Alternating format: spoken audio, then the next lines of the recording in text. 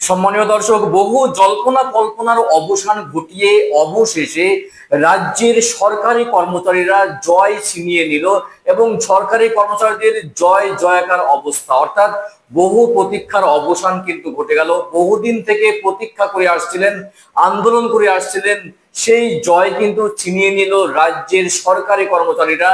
Kolkata high court থেকে আকাশে বাতাসে শুধু খুশির সংবাদ রাজ্যের সরকারি কর্মচারীদের জন্য।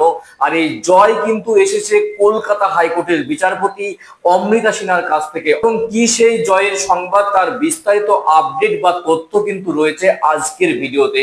ভিডিও শুরুতে ছোট্ট একটা রিকোয়েস্ট, চ্যানেলে প্রথম হয়ে থাকলে অবশ্যই চ্যানেলটি সাবস্ক্রাইব করে পাশের ঘন্টাটি বাজিয়ে রাখবেন এই ধরনের লেটেস্ট এবং কারেন্ট আপডেট সবার আগে পাওয়ার জন্য। এবং বেশি বেশি করে লাইক এবং শেয়ার করতে একদম ভুলবেন না। যারা অলরেডি চ্যানেলটি সাবস্ক্রাইব করেছেন তাদেরকে জানাই অসংখ্য অসংখ্য ধন্যবাদ। তো চলুন বিস্তারিত আপডেট দেখে নেই। রাজ্যের সরকারি কর্মচারীদের জয় জয়কার অবস্থা কলকাতা হাইকোর্টের সংবাদে। এখন বলা হচ্ছে পশ্চিমবঙ্গের লক্ষ লক্ষ রাজ্যের সরকারি কর্মচারীদের মধ্যে আবারও আকাশে বাতাসে খুশির সংবাদ। খুশির সংবাদে মাতোয়ারা রাজ্যের লক্ষ লক্ষ কর্মচারী। দীর্ঘ কয়েক বছর ধরে বকেয়া মহার্ঘ ভাতা এবং ষষ্ঠ বেতন কমিশনের রিপোর্ট প্রকাশ নিয়ে টানাপোড়েন চলার পর অবশেষে কলকাতা হাইকোর্টে এক গুরুত্বপূর্ণ নির্দেশ দিয়েছে যে এই রায়ের ফলে রাজ্যের সরকারের উপর কঠোর চাপ তৈরি হয়েছে এবং কর্মীদের মধ্যে ইতিমধ্যে নতুন করে আলোচনার ঝড় উঠেছে। কলকাতা হাইকোর্টের রায় কি নির্দেশ দিল বিচারপতি? 2025 সাল অর্থাৎ এই চলতি বছরের গতকাল হাইকোর্টের বিচারপতি অমৃতা সিনহা রাজ্য সরকারকে নির্দেশ দিয়েছেন যে আগামী 1 জুলাইয়ের মধ্যে ষষ্ঠ বেতন কমিশনের রিপোর্ট প্রকাশ করতে হবে।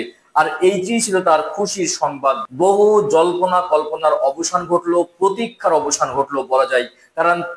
কারণ তারা বহুদিন থেকে প্রতীক্ষায় ছিলেন, বহুদিন থেকে তারা অপেক্ষায় ছিলেন ষষ্ঠ বেতন কমিশন কবে রিপোর্ট পেশ করতে বলা হবে। আর সেটাই কিন্তু কলকাতা হাইকোর্ট নির্দেশ দিল রাজ্য সরকারকে আগামী 1 জুলাইয়ের মধ্যে রিপোর্ট পেশ করতে হবে। কলকাতা হাইকোর্টের নির্দেশ অনুযায়ী ওয়েবসাইটে আপলোড করতে হবে এবং জনসাধারণের জন্য উন্মুক্ত করতে হবে। এই দিন বিচারপতির মন্তব্য ছিল, বে কমিশনের সুপারিশ কোনো গোপন নথি নয়, এটা সমস্ত সরকারি কর্মচারীর জন্যই, তাই সবার সামনে উন্মুক্ত করতে হবে ষষ্ঠ পে কমিশনের রিপোর্ট। গুরুত্বপূর্ণ আপডেট, গুরুত্বপূর্ণ ইনফরমেশন এবং নির্দেশ দিল কলকাতা হাইকোর্টের বিচারপতি অমৃতা সিনহা। এবার জানিয়ে দেব কেন এই রিপোর্ট এত গুরুত্বপূর্ণ। দেখুন, রাজ্যের সরকারি কর্মচারীদের বেতন কাঠামো, ভাতা এবং অন্যান্য সুবিধা নির্ধারণের কারণে পে কমিশনের সুপারিশ অত্যন্ত গুরুত্বপূর্ণ। রিপোর্ট জমা, কমিশনের রিপোর্ট আগেই জমা পড়েছে। গোপনীয়তা, এতদিন রিপোর্ট প্রকাশ করা হয়নি, এটাই ছিল গোপনীয়তা। নির্দেশ এখন আর গোপনীয়তা নয়, 1 জুলাইয়ের মধ্যে ওয়েবসাইটে প্রকাশ করতে হবে। ডিএ সংক্রান্ত সুপারিশ কেন্দ্রীয় সরকারের ডিএ প্রস্তাব থাকতে পারে। হাইকোর্ট কিভাবে চাপের মুখে পড়লো রাজ্য সরকার, অর্থাৎ হাইকোর্ট কিভাবে রাজ্য সরকারকে চাপের মুখে ফেললো? একদিকে ইউনিটি ফোরাম, অন্যান্য সরকারি কর্মচারী সংগঠন হাইকোর্টে রাজ্যের বিরুদ্ধে পিটিশন দাখিল করে থাকে। এতদিন শুনানির সময় রাজ্য জানায় আদালতের নির্দেশ পেলেই তারা রিপোর্ট প্রকাশ করবে। অন্যদিকে বিচারপতির তীব্র মন্তব্য ছিল, নিজেদের কাছে কেনই রিপোর্ট রেখেছেন এবং এই ভলিউমের রিপোর্ট বানিয়ে না প্রকাশ করলে কিসের যৌক্তিকতা? গুরুত্বপূর্ণ সময়সীমা, তারিখ 1 জুলাই 2025, ষষ্ঠ বেতন কমিশনের রিপোর্ট প্রকাশের শেষ তারিখ। জুলাই আগস্ট 2025 রিপোর্ট বিশ্লেষণ, দাবির প্রস্তুতি।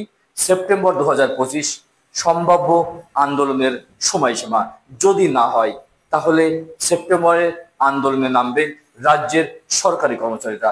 কলকাতা হাইকোর্টের রায় পশ্চিমবঙ্গের রাজ্যের সরকারি কর্মচারীদের জন্য বিরাট জয় হতে চলেছে। এবার মূল নজর থাকবে 1 জুলাইয়ের দিকে। কি হয় সেই জুলাইয়ে? রাজ্য সরকার রিপোর্ট প্রকাশ করে কিনা ষষ্ঠ বেতন কমিশনের? গুরুত্বপূর্ণ আপডেট ইনফরমেশন দেওয়ার চেষ্টা করলাম। সঙ্গে থাকবেন পরবর্তী ভিডিওতে এবং আমরা তাকিয়ে থাকবো 1 জুলাইয়ের দিকে কি হয় সেই রিপোর্ট পেশ করেন কিনা রাজ্য সরকার।